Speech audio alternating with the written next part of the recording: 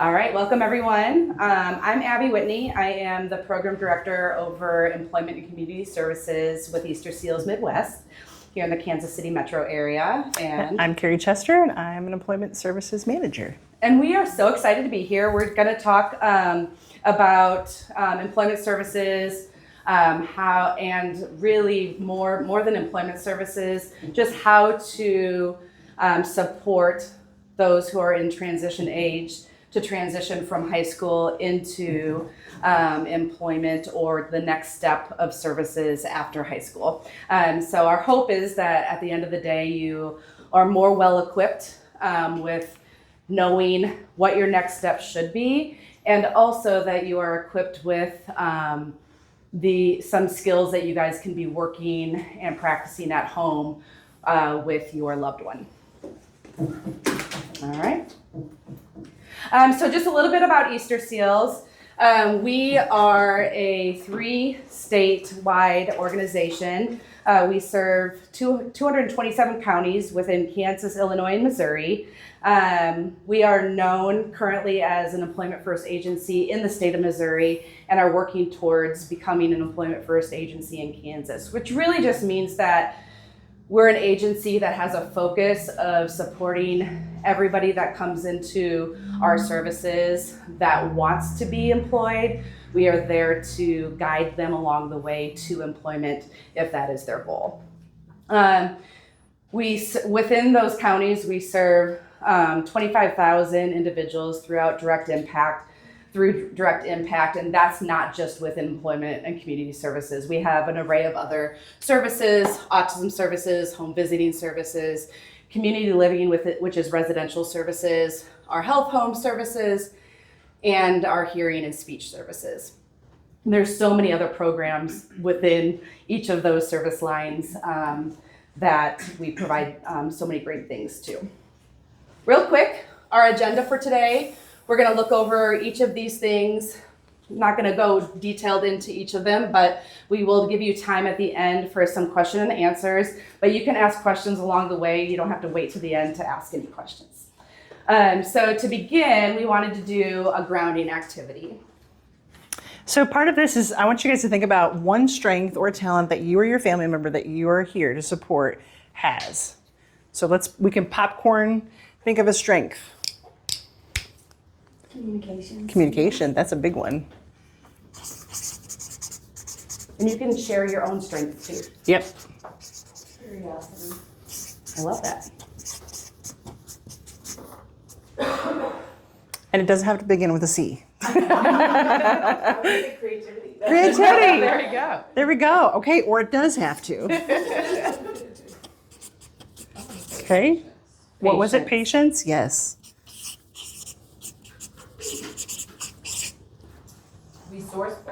Resourceful. Let's do 2 more. Self-determination. Yeah, self-determination.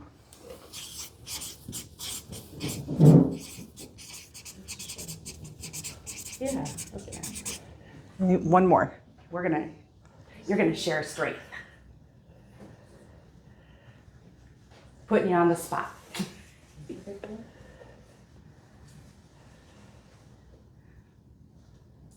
And next. I can think of one. Hard worker. Are you a hard worker? Yes, hard worker. I've seen it. Okay. Whoops. So with this and strengths, when we meet with our individuals or the individuals that are in your family, what we like to do is we want to do strengths based. So part of this building your employment vision, why employment matters, we think that everybody has a skill, a strength that is employable at some point. We just need to bring that out. So why we build an employment vision, it creates purpose.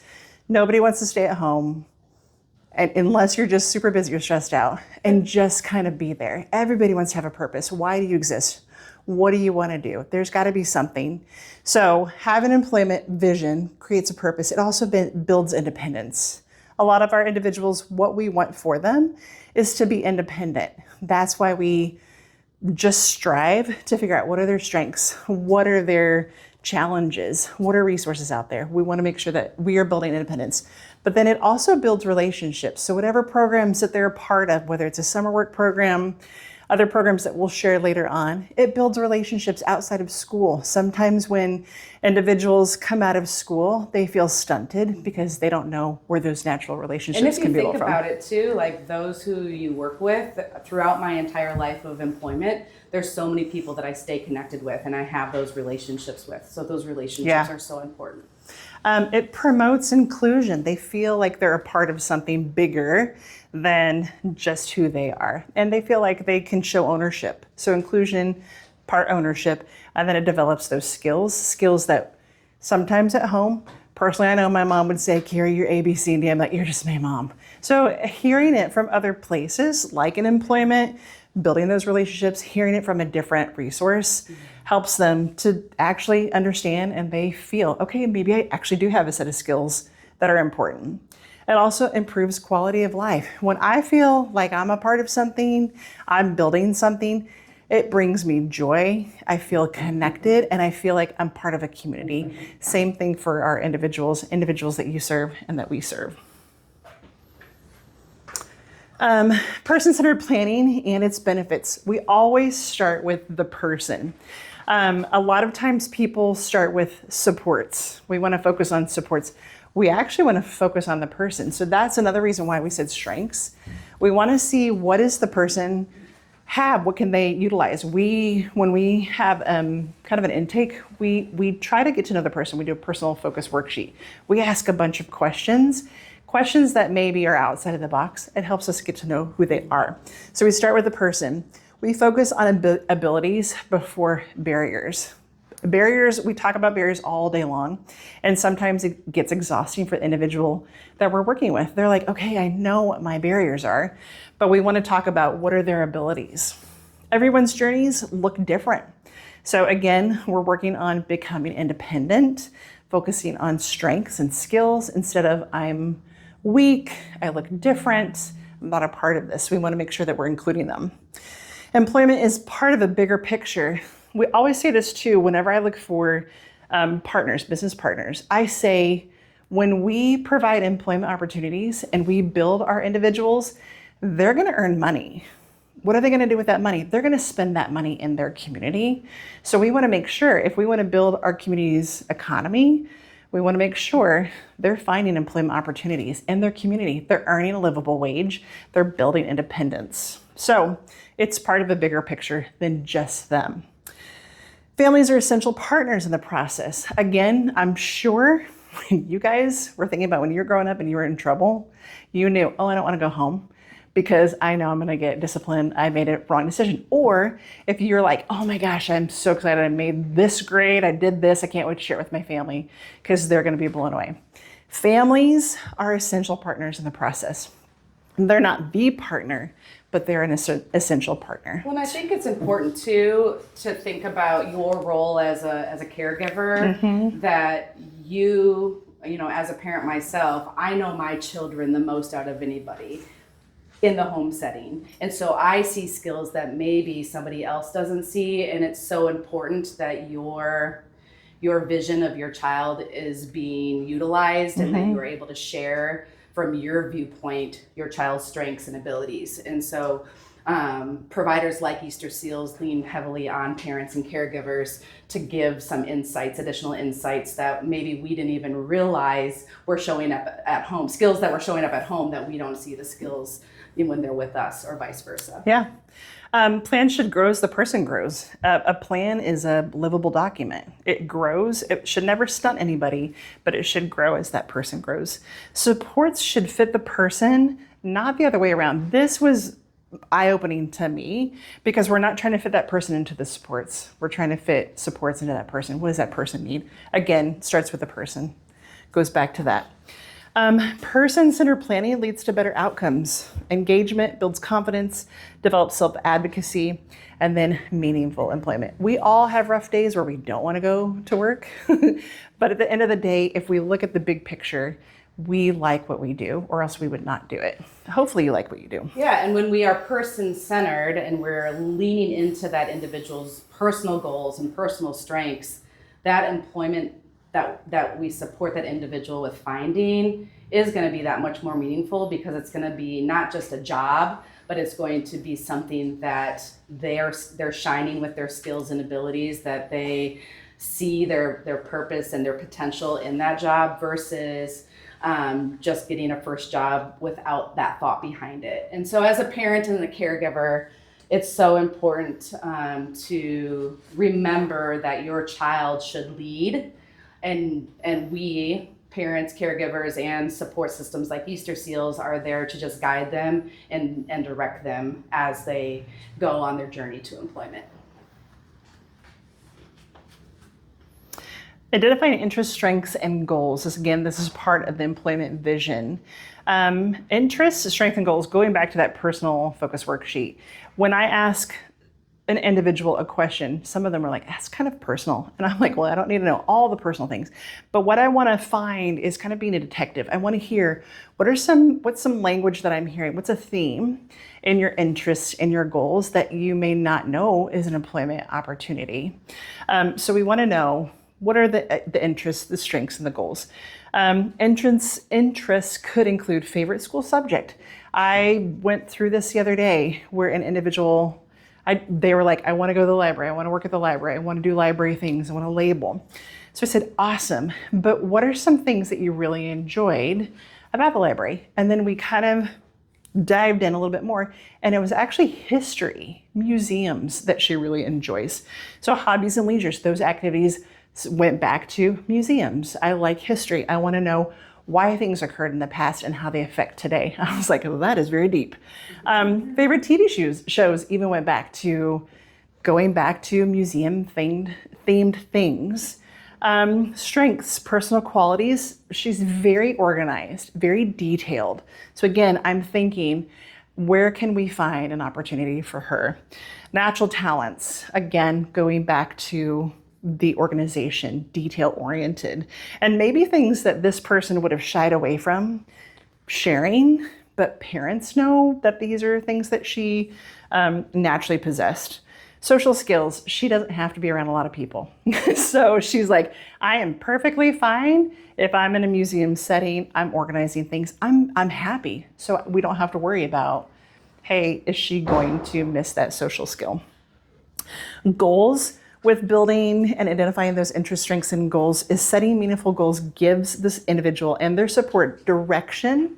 It helps guide decisions about training, guides about support services and employment opportunities. And it gives us an idea of how we can get out of our bubble of like, okay, we need to go to Walmart, we need to go to Target, we need to go A, B, and C.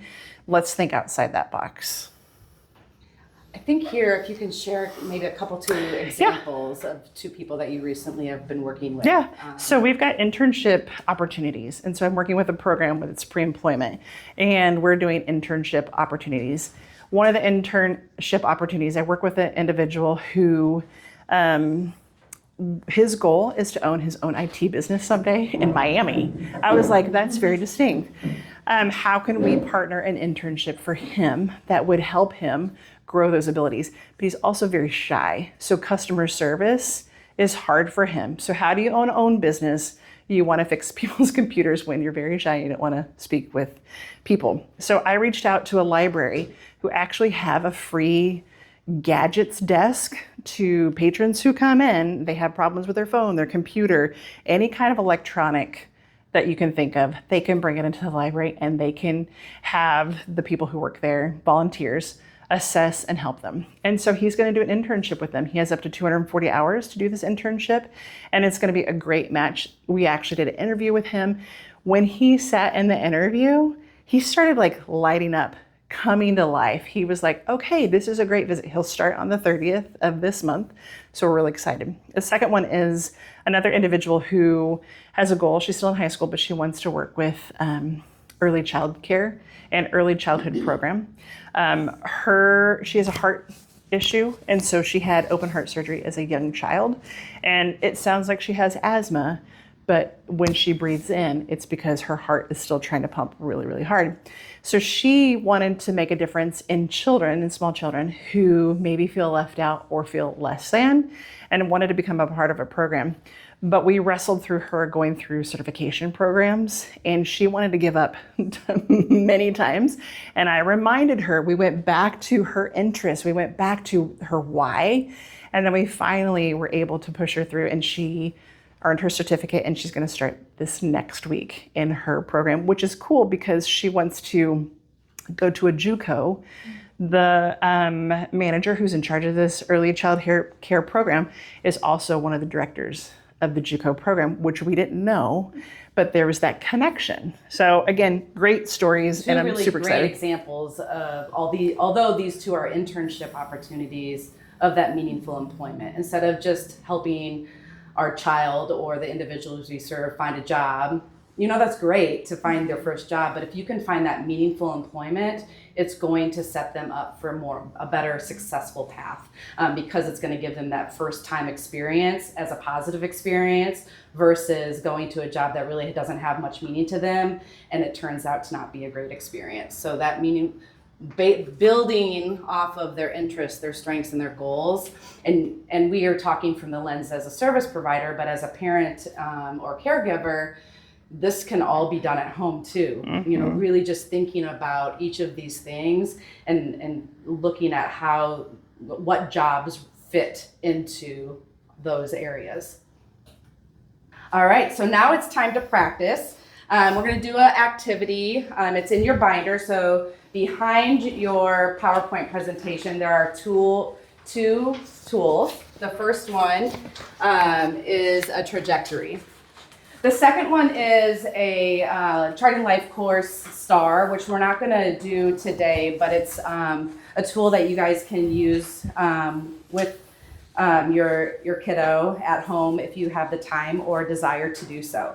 But this one, so Charting LifeCourse is a phenomenal resource. It's a free resource available, and I've linked it into this presentation. But if you just Google Charting the LifeCourse tools, there are many different tools that will help you as a parent sit alongside your child to develop that self-determination, like you said, and develop those goals that maybe you haven't thought about quite yet.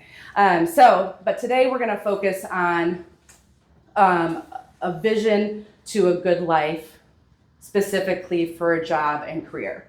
And so if you're looking at this, again, these tools are just really simple. But what I want you guys to look at, we're going to start at each box. The top one says, what has helped? And I don't have my glasses on. So on that first box, it says, list things that have happened in the past that have helped you get closer to your good life and job career vision. So think about the positive things that that your child has been part of, or you specifically can do it while you're here. But think about those good things that have happened that have promoted a sense of worth, a sense of purpose, that have helped you continue on your trajectory of a good life. And a good life is everything that you hope for and dream of. And so we're going to focus on what we want right now. So what are the things that have helped you? And we can definitely go ahead. We'll give you just a couple of minutes to write those out. Maybe about a minute, and then we'll move on to the next box. But thinking about some examples, Kari, what are some things that have helped you? I would say support. Yeah. Definite supports. Family supports were huge, especially my mom encouraging me. Yeah. That would be huge. What about you? I think so. Something that was a positive in my life was my participation in social groups. Like I was in Girl Scouts and 4-H, and I was engaged in those activities as a youth. That definitely set me up for success. Mm-hmm. Agreed. Yeah. Yeah. Also had a great first job. I don't know if it was so much a meaningful employment because it's not something, I wasn't going to be a waitress for the rest of my life, but my employer was kind of like my mom. She wasn't my mom, but she was like my church mom, and she was so supportive, and she met me where I was at, and understood when I was a teenager. So she gave me grace when I needed grace, and she held me accountable when I needed to be. And so I think I appreciate those times. That was definitely helpful. All right, everybody filled that top box. The bottom box, what has gotten in the way? So list some barriers out. Barriers are things that did not work for you or your child, that we hope that we don't see again. Mm-hmm.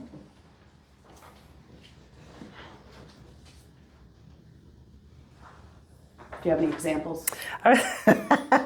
For me, probably, I would say my first job was a barrier for me because it helped me learn what I didn't want to do. And it was at a Burger King, and there was grease everywhere. Nothing against Burger King, but I was like, I want to try it, but this is not for me. And there was so many people all the time. I was like, I don't want to like not interact with people. I don't want to just be like, hi, bye, hi, bye, hi, bye. I want to make an impact. So I was like, I'm done.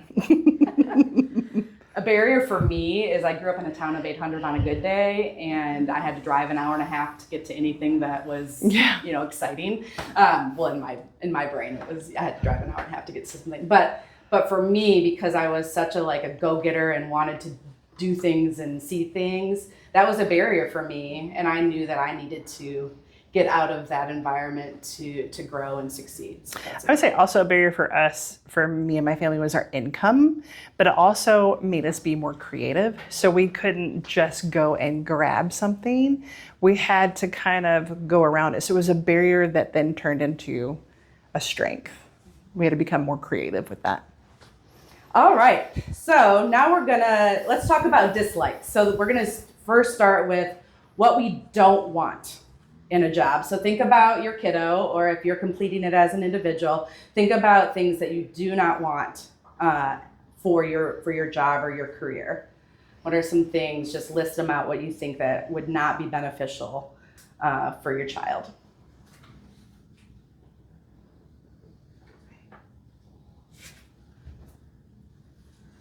I think for me, would not be beneficial would be not receiving a paycheck.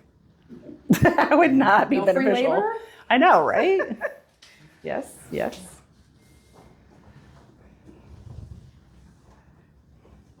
Sedentary work. I don't want sedentary work. Yeah. I need to keep going. That's what I always said too. I never want to work in an office. Yeah.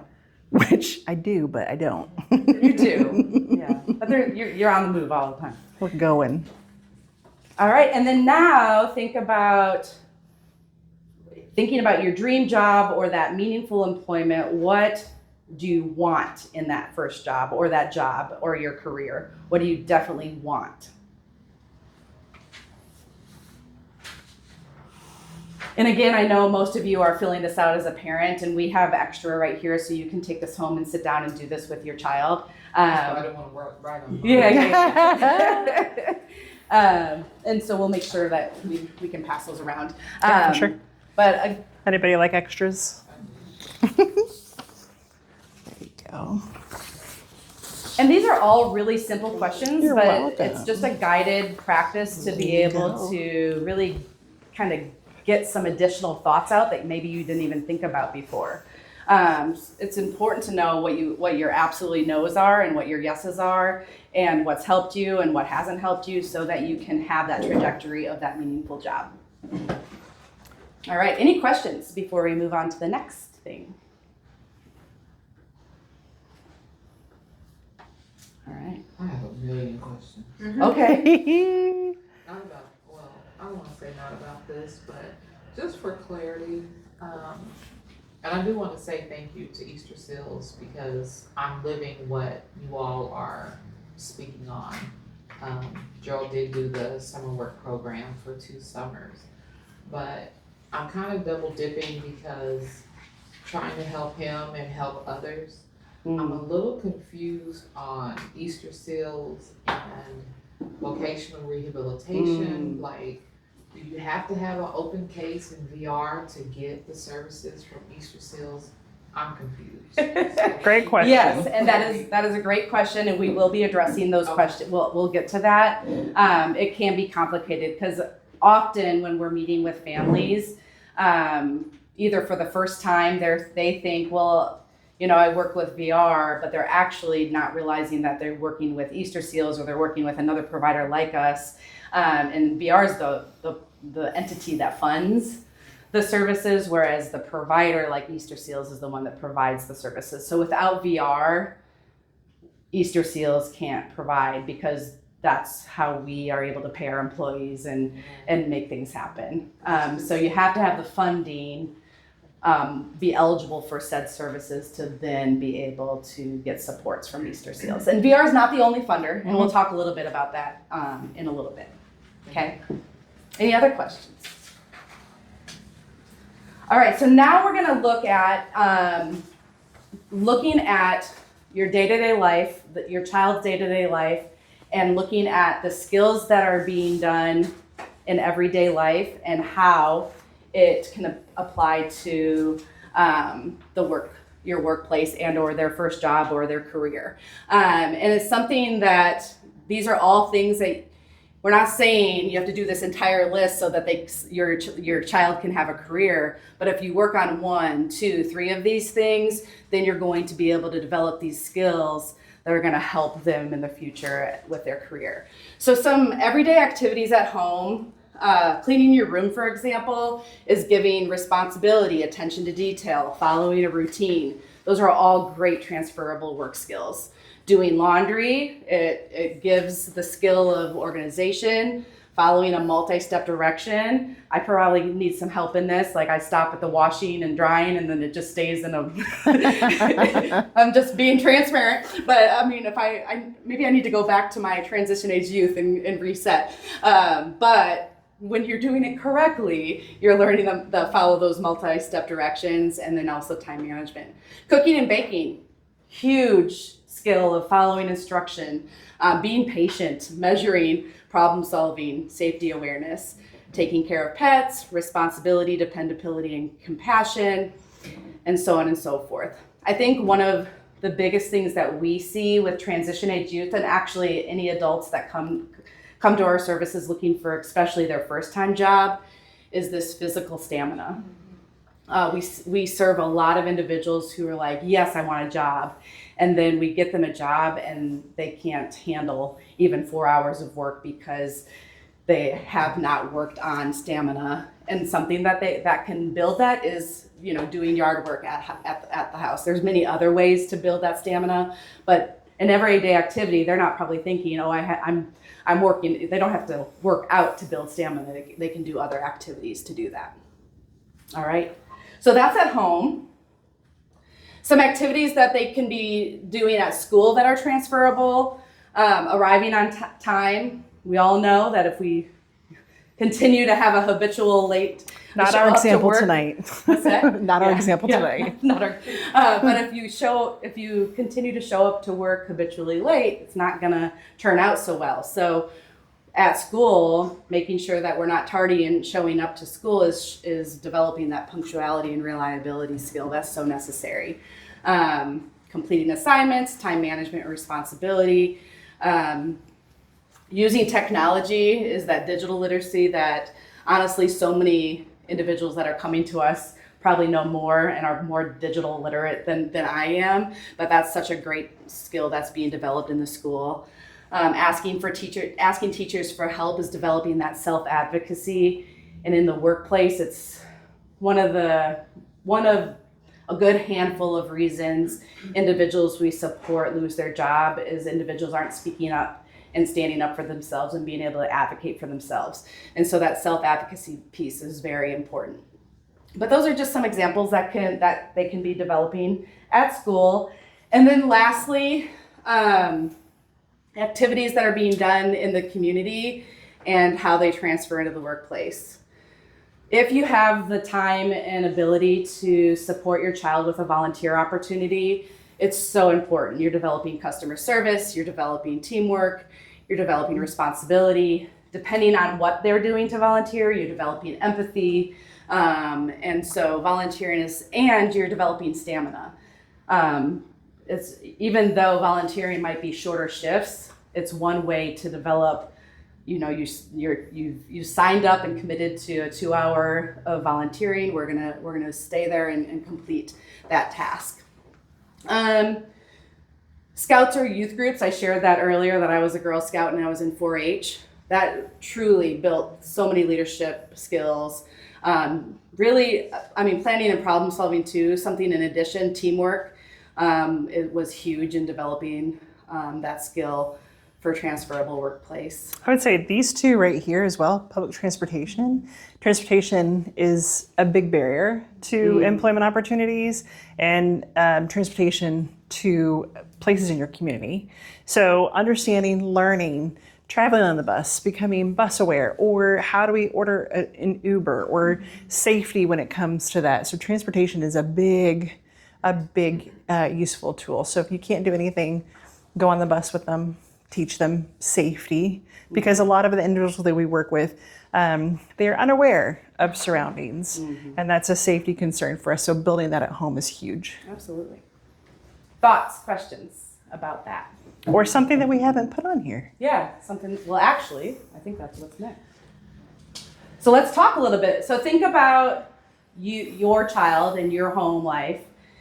Let's talk through ways that your child, or what they're already doing, or what they could do to strengthen communication. What are some ways that they could strengthen communication at home, school, or the community?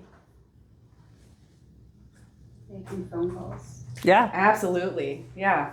To businesses or Encouraging them to make those phone calls, or like, if we're so dependent on technology these days that I remember when I was a kid, I feel old saying that, but like if we had a question about if something, the hours of operation, my mom would tell me, get on the phone, call and see. And so making sure that you're giving that opportunity to your child. And that's also teaching them how to call when they put an application in. How do we call to follow back up with, and finding the courage to do that. just talking to adults in general. Yeah, exactly. Sometimes I have a difficulty with that. But yeah, it's getting that scare, like not being fearful or scared about talking to adults, because honestly, we are just teenagers with a little bit more age on us. Yeah. So we're not very scary. What about you're at a restaurant and it's time to order food?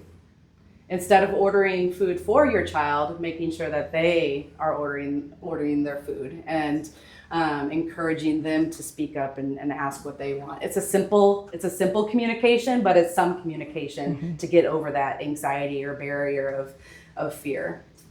I was going to say, between also like having them ask for help in different settings, but in the car we'll also just do, you tell me how to get there. Yes. And that is like, oh my God. But it's good because over time it's like, oh, I need to pay attention to where I am. And then also how I give directions that have meaning to other people. Yeah. Yep, exactly. That's a great There's example. many times where I ask students that I work with, especially if maybe they don't have a phone, can't afford a phone, how do you get a hold of your parents? If you're in an emergency and you were at an internship, at a job, how do you get a hold of your parents? And so either they keep something on them, and that opens up communication with the family.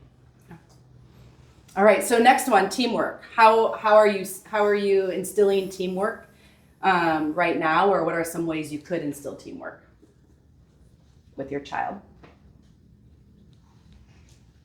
To me, cooking. Yeah, that's a big one. Together.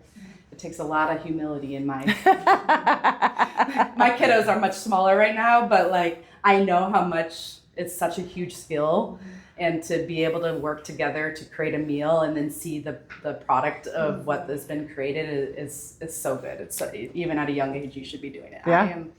Need to work on my patience a little bit with that. Maybe once they get a little bit more independent and older, I'll get better with that. But that's a great example.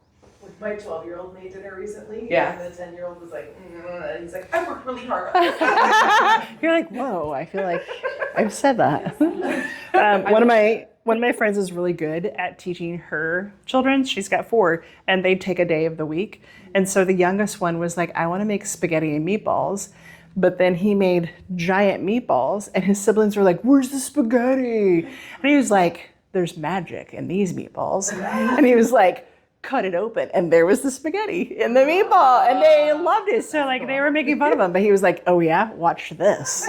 So it turned into like, okay, and again, core memories, right? And you're teaching them how to be independent, how to do teamwork, follow all of those things.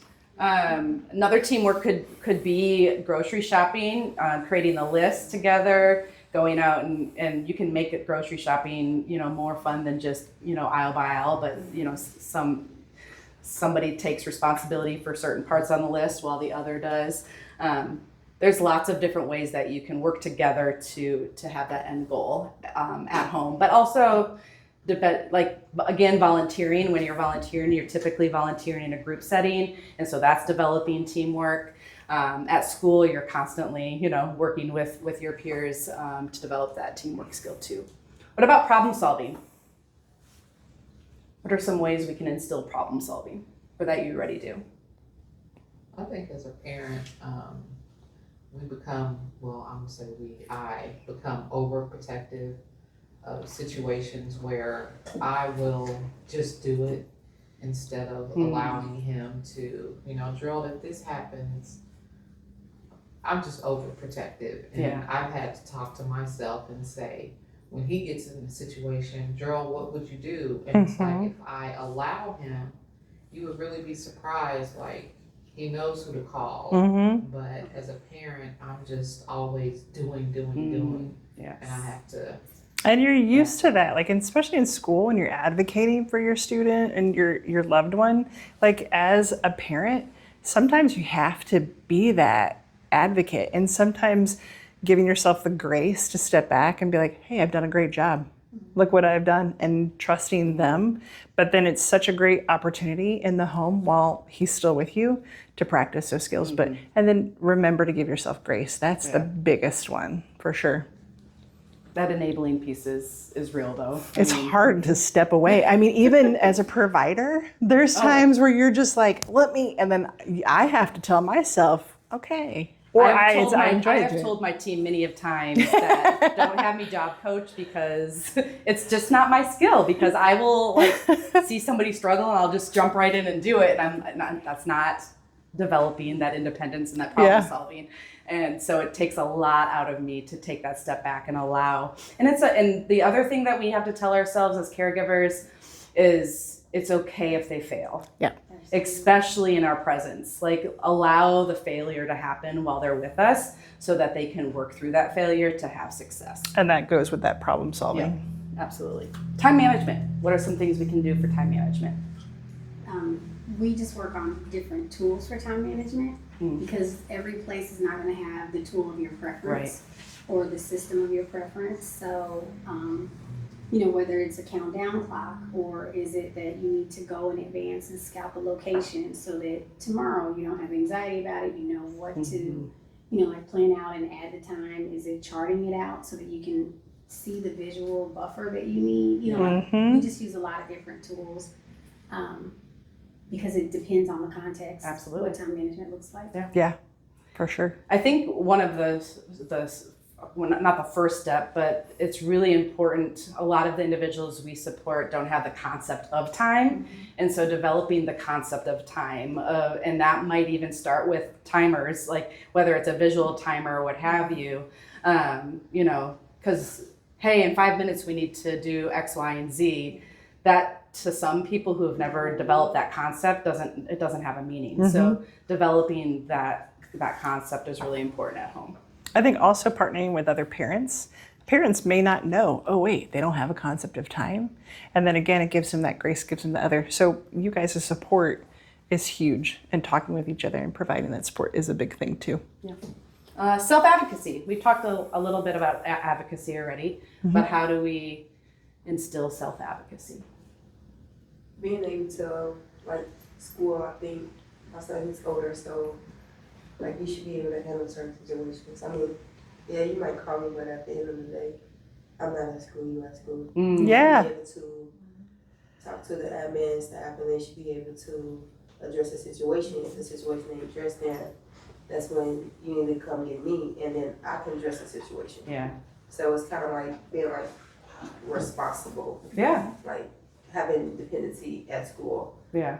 what you need to do versus what I should do. Like, Yeah. if I do it, it won't be, probably won't be pretty. But and it doesn't, it's instilling, you're enabling versus you're empowering him to, like you have to to have- you have to talk. You have to.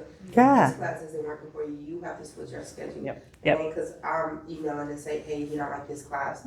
No, I'm not the teacher and I'm not the student. You are. Yeah. So you have to say what you don't want. Oh, this not working. I Mm-hmm. don't like this class. Yep. Or I just don't want this class this Yeah. semester. Yeah. So you have to advocate for yourself.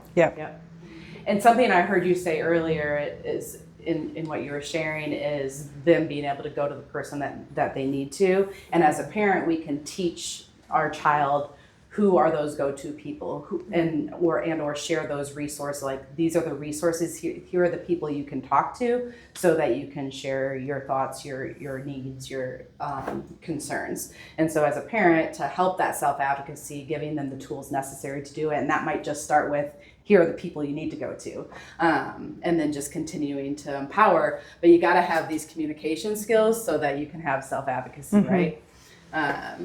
And then lastly, professionalism. What are some ways we can instill professionalism? Just learning how to talk to people. Yes. And having self-control.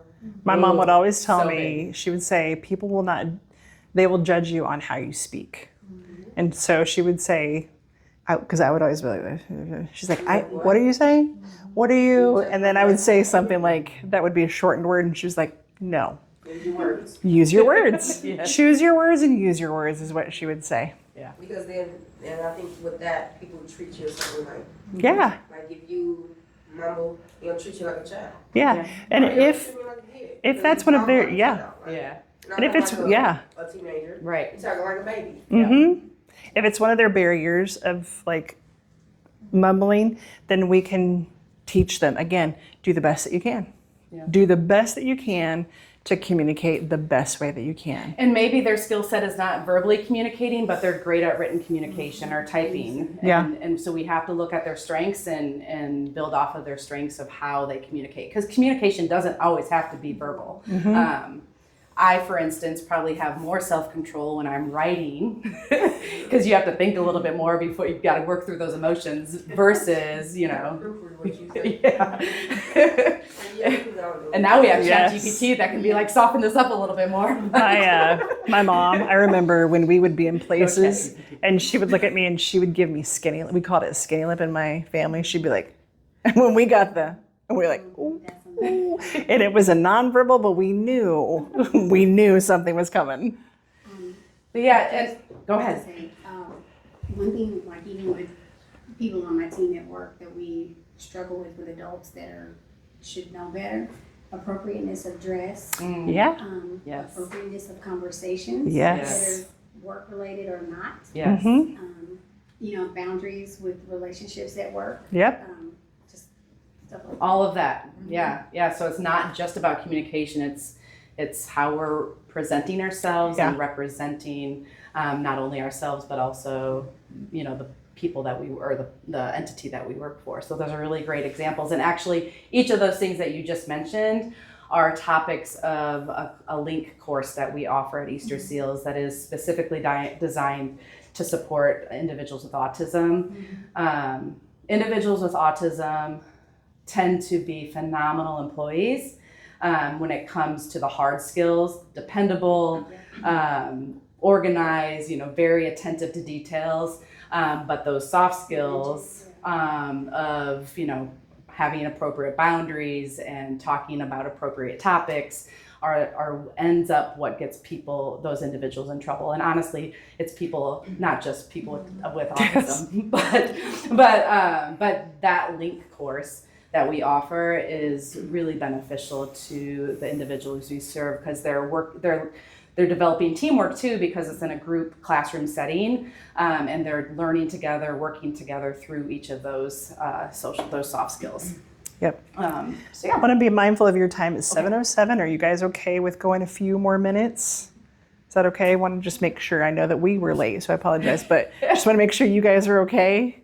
I think we have maybe, what, 5? Yeah, and we won't go too much into detail because we did provide you a bunch of resources in the handout. You have a flyer for pretty much every service Easterseals provides, and that's honestly what these slides are talking about. And so you get more information on each of those flyers. So I'll just kind of skim through the services that are under the employment and community services. So this is our community services. We also have adult behavior services. We have pre-employment services as well as summer or employment services, which summer work is what this young gentleman went through for 2 years. Unfortunately, it didn't keep going, just 2 years. He's employed. Yeah, that's great. It all works. That's full great. circle. Yeah. I was going to say, he's very employable, for sure. The other 2 things that there was an inquiry about that was asked for us to share is we also have services that touch on remote supports and our community living and residential services. I don't have a flyer for the residential services in that folder, but I do have flyers on remote supports and assistive technology. The remote supports is a phenomenal new way of supporting individuals, instilling more independence and not depending on that 24-hour supports, but maybe someday you would like your kiddo to not live with you, but you want them to still make sure that they are living in a safe setting, and that's what remote supports offers. And there's 2 handouts in there about remote supports. All right, community resources and family supports. It's so important that you don't just know Easterseals.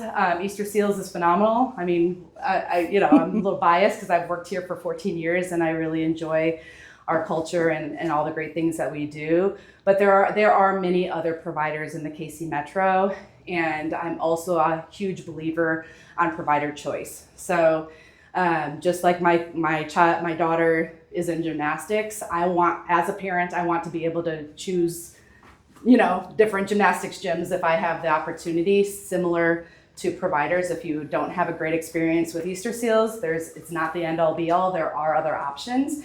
And so I just wanted to share with you, this is 5 of 100 providers, but this is just some examples. And in the email, we'll send this out in email, and these all have hyperlinks to those different websites. A little bit about targeted case management. So if you want more longer term supports, you need to be connected with a case manager through the Department of Mental Health waiver funding. And you would be connected either through ETAS, CHS, or DMH to get connected to DMH waiver funding. And then our funders that we work with in the area are Department of Mental Health, which is DMH, Vocational, Rehab. And then we also get some, depending on provider, we get funding directly from the county. And even if potentially, for instance, in Platte County, we get funding for some of our services for those who don't qualify quite yet for Medicaid waiver or aren't quite ready for vocational rehab. They can go to Platte County Board of Services and say, hey, we want to receive services from Easterseals. Will you fund their services? And the answer would be yes if you're a Platte County resident. But similarly, as a parent of where you live, I assume we all live in Jackson County? So as Jackson County, you would go to ETAS and advocate for additional funding. If you do not have eligibility with vocational rehab or do not have a DMH waiver, I highly recommend, and I'm jumping ahead, I'm getting ahead of myself, but I highly recommend that you get connected. Again, you're gonna contact ETAS and ask to, if you ask them saying that you want a resource specialist, it's like a case manager, but it's the first step of a case manager who will help you along the walk to get Medicaid waiver funding if that's something you want. Or they just are able to provide you with many different resources for your kiddo in Jackson County. Sorry, I was jumping ahead. Okay, additional community resources for you all, some things to think about. There's a People First in the state of Missouri, and this is teaching self-advocacy, self-determination. Individuals are leading this group with the support of other supportive entities, And it's a really great thing to be part of. Right now in the Kansas City area, there's only one active, and it's a virtual option, but something to look into. Again, hyperlinks attached to this. I already shared about charting the LifeCourse, that hyperlink's there. Those who are interested in additional assistive technology, you think your child would benefit from certain apps on their phone, certain accommodations at their job, reach out to MOAT. And the cool thing is as a parent, you can sign up to test out the different assistive technology tools that they have. As a provider, we have the ability to do that as a provider, but you can also do it as an individual or guardian. And then last but not least for the resources is one of the biggest myths about individuals becoming employed is that they'll lose their benefits. And it's so important to get connected to a benefits specialist that knows the ins and outs to help you understand or help the individuals understand the amount of money they can make, if they did make over X amount of money, what's the breaking point to lose their benefits, but also potentially what could they gain if they lost their benefits. They might actually benefit more from losing their benefits and getting a higher paid job. So the benefits specialists that we work with are through Human Resources and the Whole Person are two really great options. There's many out there as well, but those are the two that we work with. All right, to go to your question. So eligibility, enrollment, and next steps. So there are two main funders, like I shared earlier. You can either go through Department of Mental Health and can get connected with Kansas City Regional Office and request for an intake process to become eligible for Medicaid waiver. Medicaid waiver covers literally every service that all the flyers that I put in there. It's the waiver funding covers so much more than what vocational rehab does. Vocational rehab is a focus of employment, whereas the waiver funding is employment, but also the social skills groups, the behavior services, all the additional things that help our individuals have a high quality life. So the first step is to contact KCRO, which is Kansas City Regional Office, and ask to speak with somebody about becoming eligible for Medicaid waiver. What? Has that been a process? You know it is. Oh. And I will say, so up until recently, there was not a wait list. It was a pretty quick process of getting the waiver funding. Positive, you guys are Missouri residents and not Kansas residents. There is a wait list now. They're saying 3 to 5 years, whereas if you lived in Kansas, 15 plus years. So I know. 3 to 5 years already. Right, I think it's around 3 years right now. And that's likely to get worse because of the budget stuff. There's a lot of people who are moving just across into Missouri from Kansas just because of the wait list. Highly recommend to start this now versus later, because the other thing that we see a lot of is we support a lot of individuals with a job and at transition age youth, and their entire life they've been in social setting. They've been in school, they've been around other people, and then they get a job, and typically their job is not full time, so now they're working around people 10 to 15 to 20 hours a week, and they're disconnected to social connections. And so having the Medicaid waiver helps the individuals stay connected, continue to develop and maintain those social connections, be connected to the community, and receive, and then not only that, but it also will cover residential services, remote supports, all of those things that as parents, the inevitable reality of us aging and making sure that we want our children to be cared and supported for as we age as parents. So that is the Medicaid. The first step is reaching out to get that Medicaid waiver eligibility. How early do you need to start that process? 20 years ago. Yeah, honestly, yeah. It doesn't hurt to start asking now. You said you have a 12-year-old? Yeah, I would start asking now just to ask questions and see when should I check up next, just because things change. It could be seasonal, yearly, wait lists, but I always tell people when we go to resource fairs, go ahead and ask questions, just start asking. I will say we support some children that are preteen, young teenagers, so middle school and preteen, already doing individual skill development and community networking. The younger an individual is, the less things they're eligible for. But if you become eligible sooner, then you've already set up for when they become eligible for more things.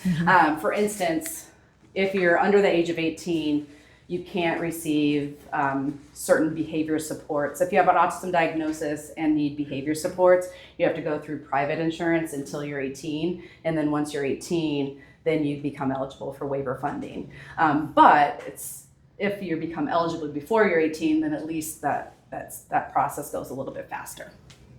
Do you know, the waiver eligibility is completely separate from the original Medicaid eligibility, right? Correct. So it doesn't matter if you would be covered through expansion versus developmental disability or through disability. So you have to be eligible for you have to have Medicaid first. Right.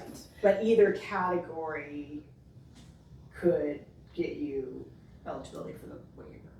Just because for disability, the process is a lot more. Right. Yes. I'm pretty sure you have to do the disability Okay, piece. that's what I was wondering. Yes. Because could you do expansion while you waited for disability? I'm not the best person to ask, Okay, but sorry. no, it's okay. I'm pretty sure you have to have the disability waiver funding to then be able to be eligible for a Medicaid waiver. Okay. But I could be wrong. Best people to contact is KCRO. Okay. But in the meantime, I highly recommend that you advocate to be connected to ETAS and ask for a resource specialist, because that resource specialist not only is going to help you with additional resources that you don't have for funding, but it also will help you with those questions and steps that you need to take to become eligible. And then VR, easier process to become eligible. You're going to contact your local VR office. It's either going to be your downtown or the East office, depending on where you live. It doesn't hurt to call one or the other. They'll direct you. If you give them your address, they'll direct you which office to go to. That process, again, is much more simple. You call, say that you want an intake meeting to determine eligibility. There's still paperwork and things you have to go through and meet to determine next steps, but it's easier to get eligibility. But this is specifically for employment. Not all, I misspoke. Employment, education, there's probably more than just that, but the two big funding pieces that VR will cover is your child's education, your secondary education endeavors, or employment. So Is there a That's VR rep that is assigned to certain school districts? Or yes. is it you just go straight to VR yourself? You can check out both. You can reach out to your school and just say, hey, do you have the contact information for the voc rehab counselor that comes to this school? Or you can call one of these offices and say, hey, I have a question. My student attends this school. Do you know what voc rehab counselor goes to this school? And they can connect you with that voc rehab, or we call them VRCs for short. All the acronyms. All the acronyms. Any questions? And just because I'm currently in this journey, for any parent that does need resources, I would highly recommend contacting ETAS Yes. versus the regional center. Contact them first. Yes, because my experience with the regional center, it was like every time we got a case manager, seems like every 2 to 3 months, it was a new case manager. Okay. It was like starting over every time, like the file was lost. So Yeah. ETAS is 1,000%. And that might be a question also to ask. And I don't feel like you're stepping over any boundaries if you say, has there been a lot of turnover? I mean, they can share that with you or not. Lots of places, providers, government programs, even voc rehab can go through turnover where we've had one office who's been stayed true for 20 years and all of a sudden we've seen a lot of turnover. So don't be afraid to ask that question as well. Is there But been a lot of yes, turnover? definitely expect to see turnover. Yes. Especially with DMH and in the VR world. It's unfortunate, but it happens quite a bit. So stay determined, persevere